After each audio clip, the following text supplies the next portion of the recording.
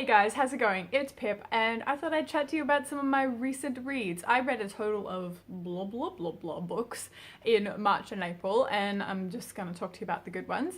I guess first I'll tell you about the books that I did not finish. So first is The Mermaid and Mrs. Hancock by Imogen, Hermes, Gower. So this book has been getting a lot of hype. Nothing against it personally, just wasn't the right book for me at that particular time. I think I had come off reading some really awesome historical fiction, Crimson Petal and the White, and also a lot of Sarah Waters, and I feel like those two authors do historical fiction really well. And you know, I'd been reading a bit about the prostitutes and the science and stuff, and I was just like, yeah, it's alright. But I've got some authors that I know who could do it better, so meh.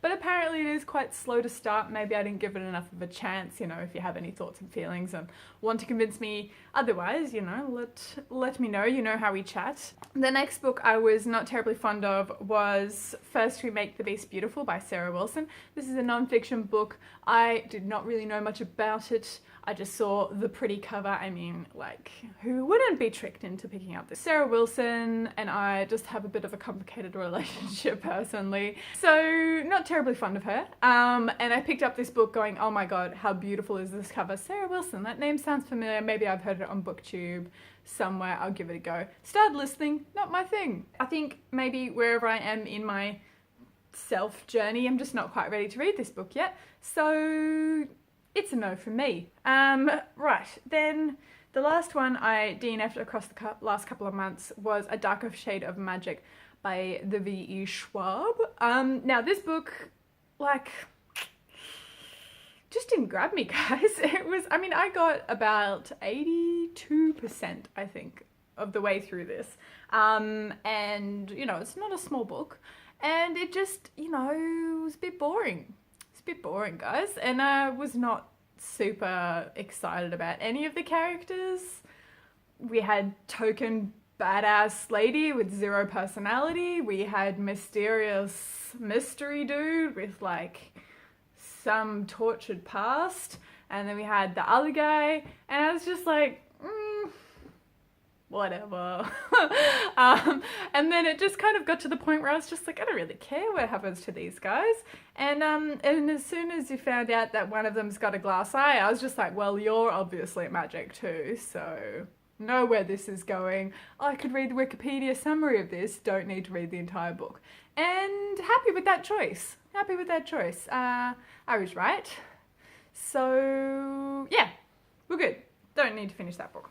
The books that I actually do want to talk to you about that I really enjoyed over the last couple of months. So quite a lot of graphic novels. Whenever I'm in a bit of a book slump, I like to whip out the old graphic novel because it just makes you feel like you're accomplishing something, and it just kind of gets you into the groove of reading again. And so I came across quite a few graphic novels that I just stole my heart. So first up, we have the Avatar series. So Avatar: The Last Airbender is like the greatest children's / adults TV series that ever lived.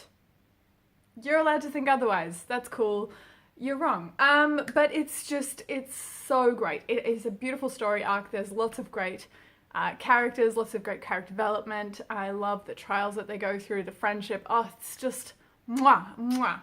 It's just so perfect. When I finally clocked onto the thing that there's, you know, graphic novels out, I was just like, sorry, give them to me right now. And I ate them up and they were delicious. I thought these series, there's like 3 stories? I can't remember exactly. I read them all, just kind of inhaled them, and they've all kind of just blended into one, so sorry about that. I really loved these books. I thought it was really interesting. So it seems to take place between the time of Avatar: The Last Airbender and Legend of Korra, and it's kind of this weird in-between bit. So like all that kind of development and technological like advances that happen between those two books kind of explored. One of the things that I really liked, the idea of tradition versus technological advance. I thought that was really well explored, and I really enjoyed it.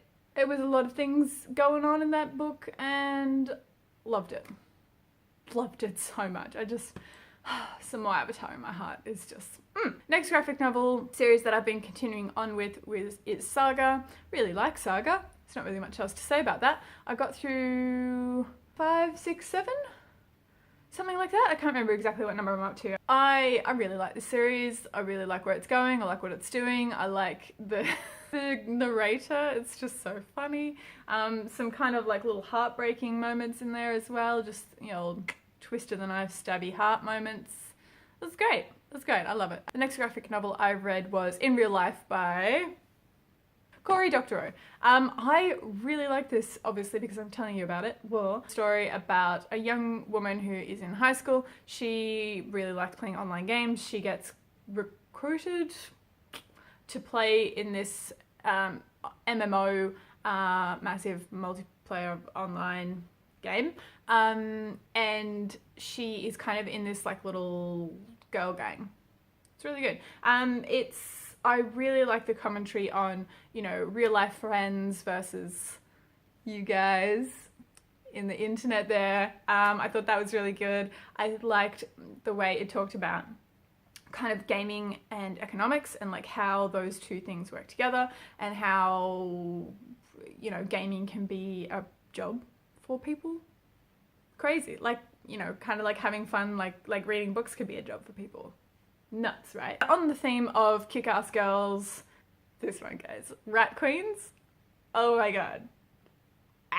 It was so good. I can't begin to describe to you like just how much I enjoyed Rat Queens. Horrible name for a series. Just gotta point that out right now. The cover also not amazingly enticing. You look at that and you're like, I don't know if I want to read that, but give it a chance, guys. Give it a chance because it is just a riot. It is so good. You got a group of girls being boss. They've got their own things going on. They are fully fledged characters. They discuss all sorts of lady awesome things. Just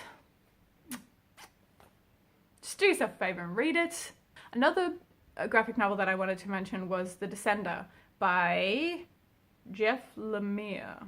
How do I describe it? So the artwork, for starters, is just beautiful. Like, beautiful, not pretty. I want to kind of like distinguish those two because it's a sci-fi graphic novel. There are lots of aliens and different races and a lot of not quite your Disney version, you know, like a bit more gross. I don't know how else to describe it, just like, you know, real life. It shows a lot of the really kind of ugliness in a really beautiful way. I don't know how well I'm describing that. Anyway, one of the things that really stole my heart about this is that it seems to be all done in watercolor and gouache. It's just like, so good. I have dabbled in the old watercolor, so perhaps it's just me just kind of geeking out over how awesome the techniques are and how vivid they've been able to just, it's just beautiful, guys. It's just beautiful. But I mean, maybe it's not as beautiful if you don't know the effort that went into it. You know, it might be one of those things. But if you do see it, check it out. It's really cute. It's about basically the robots have done some nasty things. Everyone hates the robots. And then we find this little companion boy robot and he is just like this little bean. He is just so adorable. I love him so much. I know he's like designed to do that. Anyway, it's possible that he could be able to communicate with bad robots. And so, adventure. Just go into it not knowing very much. You'll be fine.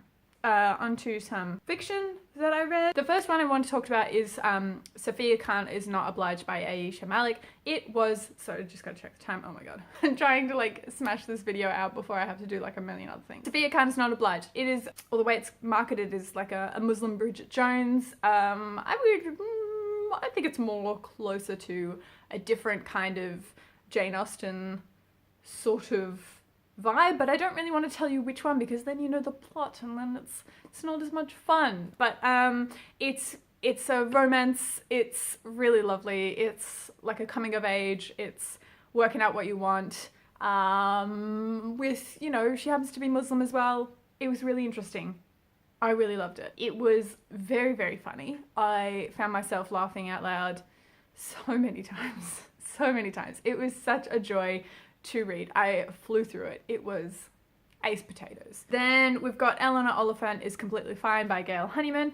You know, everyone's got their own hot take on this. I personally quite enjoyed it. I felt the character was just hilarious. I connected with her completely. I have seen versions of her in real life, and I found it incredibly believable. But, you know, everyone's got their own kind of version of that. I thought it was really interesting how they took a girl who has had this kind of traumatic thing happen to her at a young age and just kind of put that in an adult, and seeing the lack of development and the lack of change, and just how much that that incident impacts on her thinking and on her like morals and on her ethics and on just her mindset. I found it really interesting. I listened to this on audiobook and found it infinitely more enjoyable than the physical copy. I feel like the sarcasm comes across really well. I feel like the pacing just works really nicely when someone's reading it to you. And I, again, just flew through this one in like maybe 1 or 2 days. It was really enjoyable. And I mean, you know, does every book need to be a prize winner? Probably not. That's all right. I have The Tea Girl of Hummingbird Lane by Lisa C. Really enjoyed this book. Really interesting. It kind of, it's a family saga, covers a couple of generations, begins in China, rural China, where they grow the pu'er tea, and the community there and the practices and everything that goes around, and then kind of through to America. California? I can't remember exactly where, because I mean all of America is just like one big glob. So that was really good. I really liked the character development. It like pulled my heartstrings crazy amounts. I was not prepared for that much. I was not prepared to care about these characters that deeply. I guess I should just say the writing was beautiful, setting was amazing. I listened to the audiobook again, which was great because they have a lot of words that I would have no idea how to pronounce. I felt like I learned a lot about tea, and as a girl who really likes tea, that was really interesting. Yeah, check it out. Or not. You do you. Say about this, either it's going to be a thing or it's not. It's kind of like historical fiction, kind of not family saga. If you like a family saga, check it out. Apparently the last book I wanted to tell you about was The Portable Door by Tom Holt. This was alright, I guess. I think this book just kind of shows how dated a novel can be in 20 years or so. I can't remember exactly when this was written, but it feels like it was written in the 90s. Overall, I thought the story was really interesting. This is definitely one of the stories that you just don't want to know anything about before you go in. It was your usual kind of adventure.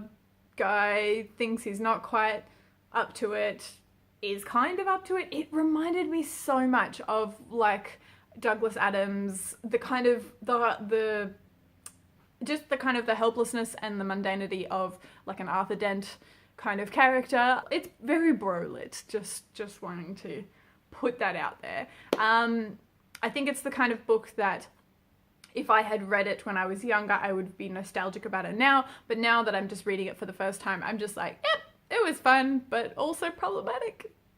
Hella problematic. That's all right. Yes, okay, that's all the books that I wanted to talk to you about today because I really have to go. Hope to chat to you guys about all these books in the comments because, you know, I love chatting with you guys so much. I thought, oh yeah, I put a picture of the dress on my Instagram, so you should totally check that out. And then I'm also on the Twitter, and I'm also here in the comments. So chat to me, okay? And I hope you're having an awesome day, and you are not as rushed as I am. But I hope you're reading something really good. Or if it's trash, I hope you are like hate reading it and just really loving the experience. Okay, I have to go now. I have to go now. Okay, love you, bye.